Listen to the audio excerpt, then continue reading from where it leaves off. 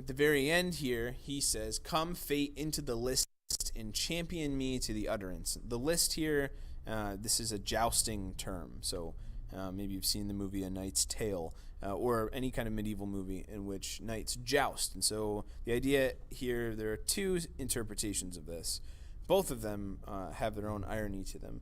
The first one would be that Macbeth is asking fate to aid him, to come into the list and champion him, to be on his side as he goes up against Banquo.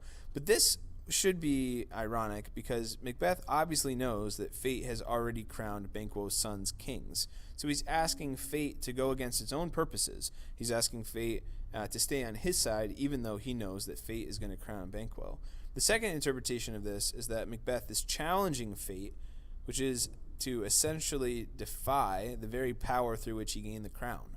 He's basically saying, come at me, fate, and we'll fight against one another, even though he knows that fate has proven to be true so far, and the prophecy is not in Macbeth's favor. So both of these are ironic in terms of Macbeth's view of fate. Before, fate was in his corner and on his side and urging him towards Duncan.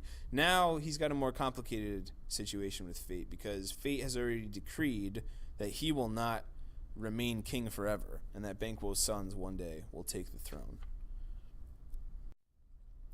So just to summarize that point from Act 3, Scene 1, two contradictions. On the one hand, Macbeth willfully ignores his guilty conscience by setting out to murder more people. And on the second hand, Macbeth shows either an alarming distrust of fate's promises he relied on to murder Duncan, or a foolish belief that he can stand in the way of fate, both of which are contradictory given where he is in the story right now.